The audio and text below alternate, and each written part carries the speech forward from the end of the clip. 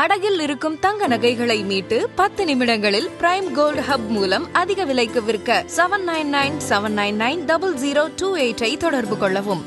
Summer வந்தாச்சு. What's your plan for this holiday? எங்க கிட்ட விட்டுருங்க, நாங்க பாத்துக்கிறோம். GT Holidays. GT Holidays, South India's #1 travel brand. ஆதன் நேயர்களுக்கு அன்பு வணக்கம். வங்கதேசத்தில் தற்போது நிலைமை கட்டுக்கடங்காமல் போய்கொண்டிருக்கு. நம்ம எல்லாருக்குமே ரொம்ப ஒரு பசுமையான நினைவாக இருக்கும். ஷேக் ஹசீனா அவர்கள் அதிபராக இருந்தபோது ஒரு சில மாணவர் அமைப்பு தொடங்கிய போராட்டம் தான் அது மிகப்பெரிய கிளர்ச்சியாக மாறி அப்புறம் ஷேக் ஹசீனாவே நாட்டை விட்டு வெளியேறும் அளவுக்கு அது போனது. அதுக்கு பின்பாக அமெரிக்காவுடைய CIA, பாகிஸ்தானுடைய ISI உள்ளிட்ட உளவு அமைப்புகளுடைய வேலை இருந்தாலும் கூட அந்த தொடக்கத்தில் அந்த ஸ்பார்க் அப்படிங்கிறது ஒரு போராட்டத்திலிருந்து தொடங்கியது.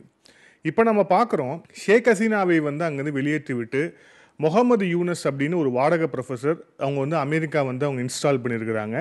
ஸோ இப்போ அவர் நடத்தக்கூடிய அரசாங்கத்துக்கு எதிராகவும் ஒரு மிக கடுமையான ஒரு அதிருப்தி எழுந்து இப்போ நம்ம பேசி கொண்டிருக்கக்கூடிய சூழலில் வங்கதேசத்துடைய பார்லிமெண்ட்டுடைய வளாகத்திலேயே அரசு ஊழியர்கள் போராட்டம் பண்ணிட்டு இருக்கிறாங்க அப்படிங்கிற விஷயத்த பார்க்குறோம். இன்னொரு பக்கம் வங்கதேசத்துடைய ராணுவ தளபதியாக இருக்கக்கூடிய வகாருசமான் யூனஸ் கவர்மெண்ட்டுக்கு இந்த வருஷத்துக்குள்ளே நீங்கள் தேர்தலை நடத்தி முடித்தாகணும் அப்படின்ட்டு சொன்னதோட இந்த ஆர்மி விஷயத்துலலாம் நீங்கள் தலையிடுற வேலை வச்சுக்காதீங்க அப்படின்ட்டு சொல்லியிருக்கிறார். ஸோ இப்போ ஆர்மிக்கும் அந்த யூனஸ் கவர்மெண்ட்டுக்கும் இடையிலே ஒரு மிகப்பெரிய கான்ஃப்ளிக்ட் அப்படிங்கிறது போகுது. ஸோ இப்போ இந்த வங்கதேசத்துடைய இந்த விஷயத்தில் இப்போ ரொம்ப முக்கியமான ஒரு டெவலப்மெண்ட் வந்திருக்கு. அதுவும் குறிப்பாக நம்ம இந்தியாவை மையப்படுத்திய ஒரு டெவலப்மெண்ட் தான் அது. ஷேக் ஹசீனா அவர்கள் முஜிபுர் ரஹ்மானுடைய மகள். முஜிபுர் ரஹ்மானையும் 1971 அந்த மிகப்பெரிய ஒரு போருக்கு பிறகு இந்தியாவுடைய உதவியோடு தான் அங்கே அவர் அந்த நாட்டுடைய தலைவராக அமர்ந்தார். ஆனால் அதுக்கப்புறம் அவர் என்ன ஆச்சு அப்படிங்கிற அந்த விஷயம் தெரியும். இப்போ அந்த விஷயத்தை தோலுரிக்கும் விதமாக ஷேக் ஹசீனா அவங்களுடைய அவாமி லீகுடைய ஃபேஸ்புக் பேஜில் ஒரு ஆடியோ மெசேஜை வெளியிட்டிருந்தார். அது மிக கடுமையான ஒரு எதிர் விளைவுகளை தற்போது ஏற்படுத்த தொடங்கி இருக்கிறது. மிக குறிப்பாக சர்வதேச இந்த அரசியல் அப்புறம் இந்த சர்வதேச அரங்கில் அப்படின்னு நம்ம பார்க்கலாம். ஏன் அப்படின்னா, அமெரிக்க அதிபராக டொனால்ட் ட்ரம்ப் வந்த பிறகு அவருடைய அந்த தேர்தல் பிரச்சாரத்திலேயே அவர் முன்வைத்த விஷயங்கள் என்னென்ன அப்படின்னு நமக்கு தெரியும். நான் வந்தால் உக்ரைன் போரை நிறுத்திடுவேன், நான் வந்தால் இஸ்ரேல் காசா போரை நிறுத்திடுவேன், அப்புறம் இப்போ 10க்கு நான் தான் இந்தியாவுக்கும் பாகிஸ்தானுக்கும் மத்தியஸ்தம் பண்ணி இந்த போரை நிறுத்தினேன் உள்ளிட்ட விஷயங்கள் தொடர்ச்சியாக சொல்லிட்டே இருந்தார் இல்லையா.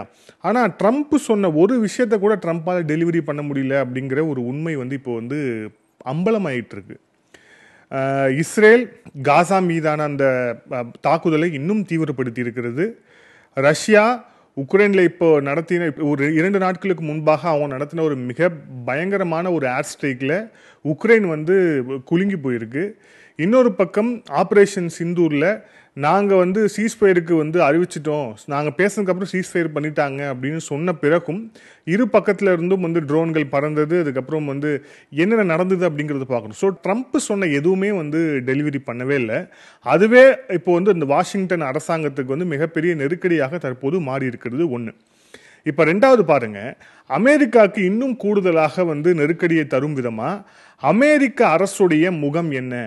அமெரிக்க அரசு தொடர்ச்சியாக இந்த உலக நாடுகளில், குறிப்பாக இந்த ஆசிய கண்டத்தில், குறிப்பாக பங்களாதேஷில் என்ன மாதிரியான விஷயத்த கடந்த காலங்களில் செஞ்சது, இப்போ செஞ்சிட்ருக்கு அப்படிங்கிற விஷயத்தை ஷேக் ஹசீனா மூலமே அம்பலப்படுத்தி இருக்கிறது இந்தியா. இது ஏன் இந்தியா அப்படின்னு நீங்கள் சொல்கிறீங்க? அதுக்கு முன்பாக ஷேக் ஹசீனா சொன்ன விஷயம் எல்லாத்துலேயும் செய்தியில் வந்தது தான். ஷேக் ஹசீனா அவர்கள் இப்போ இருக்கக்கூடிய யூனஸ் அரசாங்கம் வங்கதேசத்தை அமெரிக்காவிடம் விற்றுவிட்டது அப்படின்னு மிக வெளிப்படையாக குற்றம் சாட்டியிருக்கிறார். அது மட்டும் இல்லாமல் இப்போ இருக்கக்கூடிய அந்த யூனஸ் அரசாங்கம் பயங்கரவாதிகளின் துணையோடு இயங்கி கொண்டிருக்கிறது அப்படிங்கிற அந்த விமர்சனத்தையும் வச்சிருக்கிறார். பங்களாதேஷோடைய அரசியல் சாசனம், பங்களாதேஷோடைய அந்த அடிப்படை கட்டமைப்பை குலைக்கும் விதமாக யூனஸுடைய செயல்பாடுகள், யூனஸ் அரசாங்கத்துடைய செயல்பாடுகள் தொடர்ச்சியாக இருந்துகிட்டு இருக்கு அப்படின்னு மிக வெளிப்படையாக அமெரிக்காவை அம்பலப்படுத்தி இருக்கிறார். அவர் யார் கஸ்டடியில் இருக்கிறாரு?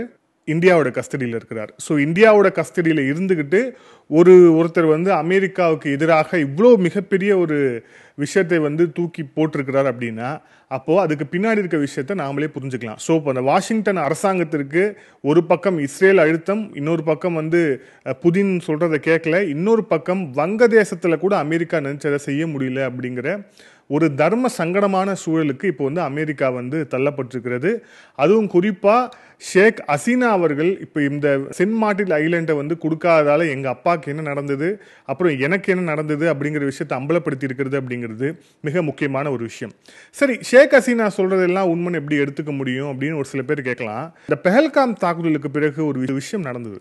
அது வந்து ஒரு ஸ்கை நியூஸ் அப்படிங்கிற ஒரு தொலைக்காட்சியில் பாகிஸ்தானுடைய டிஃபென்ஸ் மினிஸ்டர் காவாஜா அவர் வந்து பேட்டி கொடுக்கும்போது அவர் ஒரு விஷயம் சொன்னார். இந்த மாதிரி வந்து அந்த ஆங்கர் கேட்கும்போது இந்த தீவிரவாதமும் பாகிஸ்தானும் பிரிக்க முடியாத ஒரு விஷயமா இருக்கு, நிறைய தீவிரவாத இயக்கங்களுக்கும் பாகிஸ்தான் அரசுக்குமே தொடர்பு இருக்கே அப்படின்ட்டு ஒரு கேள்வியை கேட்கும்போது, we are doing this dirty work for 30 years, அதாவது அமெரிக்காவுக்காக நாங்கள் இந்த கேவலமான வேலையை கடந்த 30 ஆண்டுகளாக நாங்கள் செஞ்சுக்கிட்டு இருக்கிறோம் அப்படின்ட்டு வந்து பாகிஸ்தானுடைய டிஃபென்ஸ் மினிஸ்டர் ஒரு ஸ்கை நியூஸ் அப்படிங்கிற ஒரு மிக முக்கியமான ஒரு சர்வதேச ஊடகத்தில் அவர் வந்து சொல்லியிருக்கிறார். ஸோ அப்போது அந்த விஷயத்தையும் இந்த ஷேக் ஹசீனா சொன்ன விஷயத்தையும் கனெக்ட் பண்ணி பாருங்களேன். அமெரிக்காவுக்கு சென்ட் மார்ட்டின் ஐலண்டை கொடுக்காதது தான் என்னுடைய தந்தை முஜிபுர் ரஹ்மானுடைய கொலைக்கு காரணம் அப்படின்னு வந்து ஷேக் ஹசீனா சொன்ன இந்த ஸ்டேட்மெண்ட். அதுக்கு அப்படியே பின்னாடி தீவிரவாதத்துக்கு வந்து நாங்கள் வந்து ஏன் செஞ்சோம் அப்படின்னா எங்களை வந்து அமெரிக்காவுக்காக செஞ்சோம் அப்படின்னு சொல்லிட்டு பாகிஸ்தானுடைய டிஃபென்ஸ் மினிஸ்டர் சொல்லியிருக்கக்கூடிய இந்த ஸ்டேட்மெண்ட் ரெண்டுத்தையும் ஒப்பிட்டு பார்த்தாலே தெரியும், இந்த முஜிபுர் ரஹ்மானுடைய மரணத்திலையும் சரி, இப்போ பங்களாதேஷ் நடந்திருக்கக்கூடிய விஷயங்கள்லையும் சரி, பாகிஸ்தானுடைய நாசக்கார உளவு அமைப்பான ISIக்கும் அதே மாதிரி வந்து அமெரிக்காவுடைய CIAக்கும் எவ்வளோ மிக முக்கியமான கை இருக்கு அப்படிங்கிற அந்த விஷயம் மிக தெளிவாக தெரியும். ஓகே, இப்போ இந்தியாவை நிறைய பேர் வந்து விமர்சிச்சுட்டு இருந்தாங்க, குறிப்பாக உள்நாட்டிலையும் சரி வெளிநாட்டிலையும் சரி, வாஷிங்டன் அரசாங்கத்துக்கு வந்து அடிபணிந்து விட்டதா, என்ன இந்தியாவுடைய டெல்லி எடுக்க வேண்டிய முடிவெல்லாம் வாஷிங்டன்ல இருந்து எடுத்துட்டு இருக்கிறாங்க, போர் நிறுத்தம் அது இதுன்னு சொல்லிட்டு பேசிட்டே இருந்தாங்க. இப்போ பாருங்க ரொம்ப தெளிவான ஒரு ஸ்டாண்டை, பங்களாதேஷ்ல இந்த மாதிரி ஒரு விஷயம் நடக்க போகுது, நடந்துகிட்டு இருக்கு அப்படிங்கிற அந்த விஷயத்துல இந்தியாவுடைய நகர்வு ஷேக் ஹசீனா மூலியமாக வெளிவந்திருக்கிறது. ஓகே, ஷேக் ஹசீனா மட்டும் தான் சொன்னாரா அப்படின்னா யூனஸே அவர் வாயால சொல்லியிருக்கிறார். என்னன்னா கடந்த ஒரு 2 நாட்களுக்கு முன்பாக இப்போ யூனஸ், அதான் பங்களாதேஷை ஆளக்கூடிய இப்போ ப்ரொஃபஸர் யூனஸ் தலைமையில் அங்கே இருக்கக்கூடிய அரசியல் கட்சிகள்லாம் கூப்பிட்டு ஒரு கூட்டம் நடக்குது. அது வந்து ஒரு இன்சைடு ஒரு மீட்டிங் தான். அந்த மீட்டிங்கில் அவர் சொல்லும்போது சொல்கிறாரு, இந்தியா வந்து நம்மளுடைய இந்த சுச்சுவேஷன்ஸை வந்து டேக் ஓவர் பண்ண பார்க்குறாங்க, இனிமேல் இங்கே என்ன நடந்தாலும் அதுக்கு இந்தியா தான் காரணமாக இருக்கும், இப்போ முன்னாடி இருந்த மாதிரியே வந்து இந்திய ஆதரவு அரசாங்கம் வந்து வரணும் அப்படிங்கிறதை நோக்கி வந்து இந்தியா வந்து பல செயல்களை வந்து அவங்க எந்த எக்ஸ்ட்ரீமுக்கும் போவாங்க அப்படின்ட்டு யூனஸ் வந்து அந்த மீட்டிங்குள்ளே பேசியிருக்கிறாரு. இதை வந்து ஆனால் வெளியே வந்து யூனஸ் சொல்லலை, இது வந்து வெளியே வந்து யூனஸோடைய மவுத் பீஸாக இருக்கிறவங்க தான் வெளியே வந்து சொல்லியிருக்கிறாங்க. ஸோ யூனஸுக்கும் தெரியுது இந்தியாவுடைய நகர்வு அப்படிங்கிறது அவருடைய அரசாங்கத்துக்கு எதிராக மிக கடுமையாக இருக்குது அப்படிங்கிறதும் தெரியுது. யூனஸ் யாருடைய ஆள்? அமெரிக்காவுடைய ஆள். அப்போது வங்கதேசத்தில் நடக்கக்கூடிய விஷயங்களை நாங்கள் பார்த்துக்கிறோம், நீங்கள் தலையிடாதீங்க அப்படின்ட்டு வந்து இந்தியா அமெரிக்காவுக்கு கொடுக்கக்கூடிய ஒரு ஸ்ட்ரெயிட் கட்டான மெசேஜ் இது. இதை வந்து புரிந்து கொண்டு வாஷிங்டன் அரசாங்கம் பின்வாங்குமா அப்படிங்கிறது தான் இதில் இருக்கக்கூடிய மிக முக்கியமான கேள்வி. ஓகே, இப்போ இந்தியா வங்கதேசத்துக்குள்ள செய்யக்கூடிய இந்த விஷயங்கள் ஒரு பக்கம், அதாவது உளவுத்துறை, அதுக்கப்புறம் அங்கே இருக்கக்கூடிய ஒப்பீனியன் மேக்கர்ஸ், இது எல்லாத்தையுமே தாண்டி அங்க இருக்கக்கூடிய மக்கள் இப்போ வந்து அவாமி லீகை வந்து எதிர்பார்க்க தொடங்கிட்டாங்க அப்படிங்கிறது தான் இதுல இன்னொரு முக்கியமான செய்தி. இதற்கு பின்னாடி இந்தியா இருக்கா அப்படின்னா இருக்கக்கூடும் அப்படின்னு தான் சொல்லப்படுது. ஏன் அப்படின்னா வங்கதேசத்தில் இப்போ வந்து நடைபெற இருக்கக்கூடிய இந்த தேர்தலில் அவாமி லீக் அப்படிங்கிற அந்த கட்சி, அதாவது ஷேக் ஹசீனாவோட கட்சி நிற்கவே கூடாது அப்படிங்கிற ஒரு முடிவோட அவாமி லீகை வந்து தடை செஞ்சுட்டாங்க.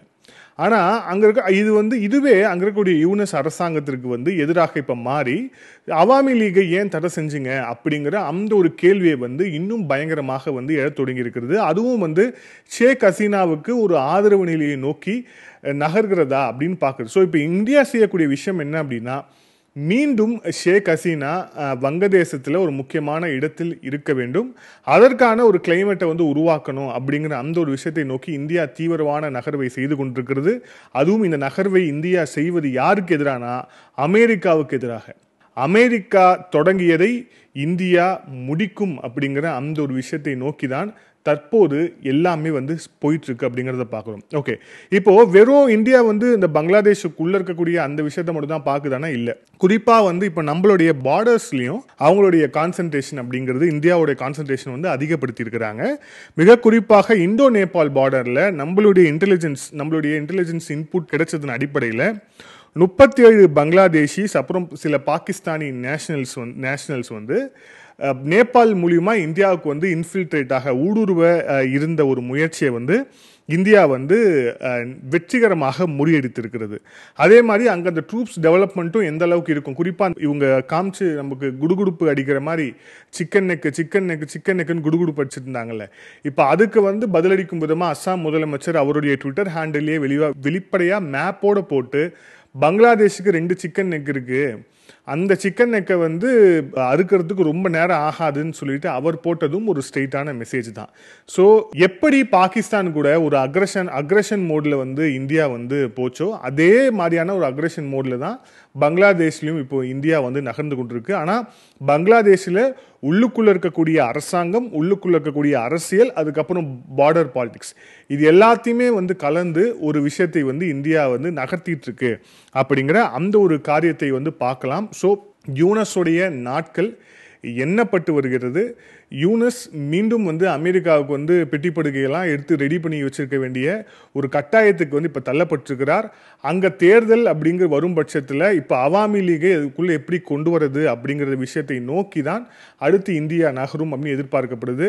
மிக குறிப்பாக வாஷிங்டன் அரசாங்கத்துக்கு நேரடியாக இந்தியா கொடுத்திருக்கக்கூடிய பதில் தான் இது. ஓகே, இப்போ நம்ம இன்னொரு விஷயத்தை பார்ப்போம். குறிப்பா ஆபரேஷன் சிந்தூருக்கு பிறகு பாகிஸ்தான் செய்து வரக்கூடிய இந்த விஷயங்கள். ஆபரேஷன் சிந்தூர்ல ரொம்ப தெளிவாகவே என்னென்ன விஷயங்கள் நடந்தது, எந்தெந்த இடத்துல தாக்குதல் நடந்தது, நம்ம என்னென்ன விஷயங்களை முன்னெடுத்தோம் அப்படின்னு வரிக்கு வரி என்னென்ன விஷயங்கள் இருக்கோ வீடியோ ஃபுட்டேஜோட நம்ம ஆதாரத்தோட வெளியிட்டிருக்கோம். ஆனால் இவங்க பாகிஸ்தானில் ரொம்ப ரீசெண்டாக நாங்கள் தான் வந்து ஆப்ரேஷன் சிந்து, அதாவது இந்த இந்தியாவுக்கும் பாகிஸ்தானுக்கும் இடையிலே நடந்த இந்த போரில் நாங்கள் தான் ஜெயிச்சிருக்கோம் அப்படின்னு பாகிஸ்தான் வந்து தனக்குத்தானே வந்து தம்பட்டம் அடிச்சுக்கிறது மட்டும் இல்லாமல் அவங்களுடைய ஷபாஸ் ஷெரீஃபுக்கு வந்து அசிம் முனிர் அவங்களுடைய மார்ஷல் அவர் வந்து ஒரு பிக்சரை வந்து தரார், பெரிய ஒரு போர்ட்ரேட் மாதிரி பண்ணி அதை வந்து பிக்சர் மாதிரி தரார். அந்த பிக்சர் வந்து இது வந்து நம்ம வந்து இந்தியா வெற்றி பெற்றுட்டோம் அப்படிங்கிறதுக்கான ஒரு சிம்பாலிசம் சொல்லிட்டு அவர் தரார். ஆனால் அது என்ன அப்படின்னா 2019 சைனீஸ் மிலிட்ரி எக்ஸைஸில் எடுக்கப்பட்ட புகைப்படம் அது. ஸோ சைனீஸ் மிலிட்ரி எக்ஸைஸில் எடுக்கப்பட்ட புகைப்படத்துக்கும் ஆப்ரேஷன் சிந்தூரில் வந்து நடந்த தாக்குதல் புகைப்படத்துக்குமே வித்தியாசம் தெரியாமல் ஒரு அரசு, அதுக்கப்புறம் இல்லாமல் இராணுவ தளபதி இருக்கார் அப்படிங்கிறது தான் ரொம்ப வேடிக்கையான ஒரு விஷயமா இருக்கு. இன்னொன்று பாருங்க, பாகிஸ்தான் அதுக்கப்புறம் வந்து சைனா 2 பேரும் இணைந்து தயாரிச்சது தான் வந்து JF-17. பாகிஸ்தானுடைய அந்த அவங்களுடைய பங்களிப்பு எந்த அளவுக்கு இருக்கும்னு நமக்கு தெரியல. முழுக்க JF-17 அப்படிங்கிறது சைனா வந்து பில்டப் பண்ணி இந்த JF-17 போச்சுன்னா வந்து அவ்வளோதான் எல்லாமே வந்து அடங்கிரும், மிகப்பெரிய ஒரு போர் அரக்கன் அப்படின்னு வந்து பில்டப் பண்ணி உங்களுக்கு கொடுத்த ஒரு போர் விமானம். இப்போ அந்த போர் விமானத்தை வந்து சரி செய்யறதுக்கான விஷயங்கள்லாம் இருக்கு இல்லையா. ஏற்கனவே அவங்க ஏர்பேஸ் எல்லாம் வந்து சரி செய்யறதுக்கு அவங்க பாகிஸ்தான் நியூஸ் பேப்பர்ஸ்ல வெளிப்படையா டெண்டர் விட்டு அவங்க என்னென்ன செஞ்சாங்க அப்படிங்கிறதுக்கு எல்லா ஆதாரமும் வெளியாயிடுச்சு. இப்போ அவங்களுடைய அந்த JF-17க்கான அந்த போர் விமானம் வந்து பாதிச்சிருக்கு அப்படிங்கிறதால அதுக்கான ரிப்பேர் பண்ற விஷயங்களை இறங்கி இருக்கிறாங்க. அது ரிப்பேர் பண்ற விஷயங்களை நியாயமா இவங்க யாரை கூப்பிட்டு பண்ணணும்? சைனாவை கூப்பிட்டு பண்ணணும். ஏன்னா சைனா தான் தயாரித்து கொடுத்தது அப்படிங்கிறது. ஆனால் வழக்கத்துக்கு மாறாக இவங்க என்ன பண்ணுறாங்க அப்படின்னா RD-93 இன்ஜின் ஸ்பேர்ஸ் அப்படிங்கிற பேரில் ரஷ்யா கிட்டேருந்து வாங்குறாங்க. ஸோ அவங்க இன்ஜின் ஸ்பேர்ஸ் அப்படின்னு அது வந்து RD-93. ஸோ இன்ஜின் ஸ்பேர்ஸ் அப்படிங்கிற பேரில் வந்து வாங்குறாங்க. அந்த இன்ஜின் ஸ்பேர்ஸை வாங்கி அவங்க வந்து JF-17 வந்து ரிப்பேர் பண்ணுறதுக்கான விஷயங்களை வந்து அவங்க பண்ணுறாங்க. ஸோ இதை வந்து ஸ்மெல் பண்ண இந்தியா ரஷ்யாவுக்கு வந்து நம்ம ஃபார்முலாவே ஒரு ரெக்வஸ்ட் கொடுத்துருக்குறோம், பாகிஸ்தானுக்கு இந்த RD-93 இன்ஜின் பார்ட்ஸை வந்து கொடுக்காதீங்க அப்படின்னு சொல்லிட்டு. ஏன் கொடுக்காதீங்கன்னு சொன்னோம், அதை வச்சு தான் அவங்க வந்து அவங்களுடைய இந்த JF-17 விமானம் இருக்கு இல்லையா, அதை வந்து சரி செய்யறதுக்கான வேலையில் வந்து இறங்குறாங்க. ஸோ பாருங்கள், இந்த ஆப்ரேஷன் சிந்தூரில் அடிப்பட்ட உடனே அவங்களுக்கு தெரிஞ்ச ஒரு முக்கியமான, அவங்களுக்கு பிறந்த ஒரு முக்கியமான ஞான உதயம் என்ன தெரியுமா? சைனாவை இனிமேல் ஸ்பேர் பார்ட்டில் கூட நம்ப முடியாது அப்படிங்கிறது தான். ஏன்னா இது வந்து சைனா விமானம், இது வந்து சைனாலேயே முழுக்க முழுக்க தயாரிக்கப்படுது. ஆனால் வந்து இவங்க வேணால் கூட்டு தயாரிப்புன்னு சொல்லிக்கலாம், ஆனால் சைனா விமானம் தான். இதை சரி செய்யறதுக்கு கூட வந்து இவங்களுக்கு வந்து ரஷ்யா ஸ்பேர் பார்ட்ஸ் தான் தேவைப்படுதே தவிர அங்கே கூட சைனா வந்துடக்கூடாது அப்படிங்கிறத பார்க்குறாங்க. நம்ம ஏற்கனவே சொல்லியிருந்தோம், சைனீஸோட ஏர் டிஃபென்ஸ் சிஸ்டம் எங்களுக்கு வேணான்னு சொல்லிட்டு இப்போ வந்து துருக்கி கிட்ட போய் அவங்க அங்கேருந்து வந்து சிப்பர் அப்படிங்கிற ஒரு ஏர் டிஃபென்ஸ் சிஸ்டத்தை அவங்க வாங்க போகிறாங்க அப்படின்ட்டு. ஸோ இப்போது ஸ்பேர் பார்ட்ஸ் கூட சைனா கிட்டேருந்து வாங்கக்கூடாது அப்படிங்கிற முடிவில் பாகிஸ்தான் இருக்குது அப்படின்னா இதெல்லாம் சைனாவுக்கு வந்து எந்த மாதிரியான அசிங்கம் அப்படின்னா கரடியே காரி துப்பிடுச்சு அப்படிங்கிற மாதிரியான அசிங்கம் தான் இது. இதில் இன்னொரு விஷயம் இன்னொன்று இருக்குது பாருங்கள். இவங்க வந்து தொடர்ச்சியாக வந்து இந்தியா வந்து எங்கள் மேலெல்லாம் எங்களை எதுவும் தாக்கலை, எங்களுக்கு எந்த பாதிப்பும் இல்லை அப்படின்னு சொல்லி தொடர்ச்சியாக வந்து பாகிஸ்தான் சொல்லிக்கிட்டே இருந்தாங்க. வெற்றி போர் முழக்கம், வெற்றி வெற்றி வெற்றி அப்படின்னு சொல்லிட்டு அசிமுனிர் அவருக்கு தனக்குத்தானே அறிவிச்சுக்கிட்டு தனக்குத்தானே இந்த மார்ஷல் பட்டம்லாம் கொடுத்ததெல்லாம் பார்த்தோம். ஆனால் இப்போ வந்து பாருங்கள், இப்போ வந்து பாகிஸ்தானுடைய ஏர்ஃபோர்ஸ் வந்து ஒரு முக்கியமான டெண்டரை வந்து வெளியிட்டிருக்கிறாங்க. அதில் என்ன இருக்குது அப்படின்னா அர்ஜென்ட் ரிப்பேர்ஸ் அண்ட் மெயின்டெனன்ஸ். எதோட urgent repairs and maintenance? AW139 utility helicopters and Dassault falcon BA-20 electronic warfare aircraft. இது ரெண்டுத்துக்குமான ரிப்பேர் வந்து நாங்கள் வந்து செய்யணும். ஸோ அதுக்கு வந்து யாரெல்லாம் வரீங்களோ வாங்க, சீக்கிரம் வாங்கன்னு சொல்லிட்டு ஒரு அர்ஜென்ட் டெண்டரை வந்து பாகிஸ்தானுடைய அரசாங்கம், அதாவது அவங்களுடைய ஏர்ஃபோர்ஸ் வந்து வெளியிட்டிருக்கிறாங்க அப்படிங்கிறத பார்க்குறோம். இது ரெண்டு எப்படி ரிப்பேர் ஆச்சுன்னா பாகிஸ்தானில் மொத்தம் நம்ம தாக்கின அவங்களுடைய ஏர்பேஸ் அப்படிங்கிறது 11 ஏர்பேஸை தாக்கணும். அதில் ஒரு முக்கியமான ஏர்பேஸை நிற்க வைக்கப்பட்டிருந்த இந்த 2 விமானங்கள் தான் இந்த ரெண்டு விமானங்கள். ஸோ இது வந்து நம்மளுடைய தாக்குதல், குறிப்பாக நம்மளுடைய பிரம்மோஸ் மிசைல் தாக்குதலில் வந்து பாதிக்கப்பட்ட இந்த 2 விமானங்கள், பார்க்கிங்லேயே வந்து பாதிக்கப்பட்ட 2 விமானங்களுக்கு தான் இப்போ வாங்க சாமி வாங்க வந்து சரி பண்ணி கொடுங்க அப்படின்னு சொல்லி பாகிஸ்தான் வந்து டெண்டர் விட்டுருக்குறாங்க. ஸோ பாகிஸ்தான் அப்படிங்கிறது அவங்க உள்நாட்டு மக்களை ஏமாற்றலாம், இந்த போரில் நாங்கள் தான் ஜெயித்தோம் அப்படின்னு சொல்லிட்டு துருக்கியை ஏமாற்றலாம், ஆன் எக்ஸ்டெண்ட் வந்து சைனாவை கூட ஏமாற்றலாம். ஆனால் சர்வதேச சமூகம்னு ஒன்று இருக்குது. அதுவும் குறிப்பாக அவங்க உள்நாட்டிலேருந்து வரக்கூடிய ஒரு செய்தியையும் நுணுக்கமாக ஆராய்ந்து அதை ஃபில்டர் பண்ணி அதுக்கு பின்னாடி இருக்கக்கூடிய விஷயங்கள் என்ன அப்படின்னு சொல்லிட்டு ஜல்லடை போட்டு வந்து எடுக்கக்கூடிய சமூகம் இங்கே இருக்குது. அப்படிங்கிற போது அந்த சமூகத்தை ஏமாத்துறதுக்கு பாகிஸ்தான் என்ன நினச்சாலும் முடியாது. அதெல்லாம் ஏமாத்துறதுக்கான விளைவுகளாக என்னென்ன நடந்துட்டுருக்கு அப்படிங்கிற அந்த விஷயத்தை தான் வந்து பார்த்து கொண்டிருக்கிறோம். இந்த காணொலியோட இறுதியான பகுதியாக வங்கதேசத்தில் தற்போது இந்தியா செய்து வரக்கூடிய அந்த நகர்வுகள் அப்படிங்கிறது மிகவும் முக்கியத்துவம் வாய்ந்தது. அந்த நாட்டை உருவாக்கியவர்கள் நாம் அப்படிங்கிற அந்த பொறுப்புணர்வோடு இந்தியா இதில் தலையிட வேண்டிய அவசியம் இருக்கிறது. அமெரிக்க அதிபர் டொனால்ட் ட்ரம்ப் ஒரு வாட்டி சொன்னார், இனிமேல் வங்கதேசத்தை வந்து பிரைம் மினிஸ்டர் மோடி பார்த்துப்பாரு அப்படின்னு சொன்னார். ஆனால் அதுக்கப்புறம் அமெரிக்கா அதை நோக்கி நகரல. ஆனால் இப்போ போகிற போக்க பார்த்தோம் அப்படின்னா அந்த நகர்வுக்கு வந்துருவாங்க.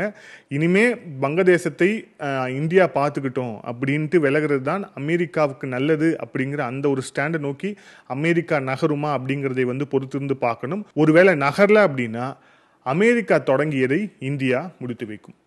மீண்டும் இன்னொரு காணொலியில் சந்திப்போம். நன்றி, வணக்கம்.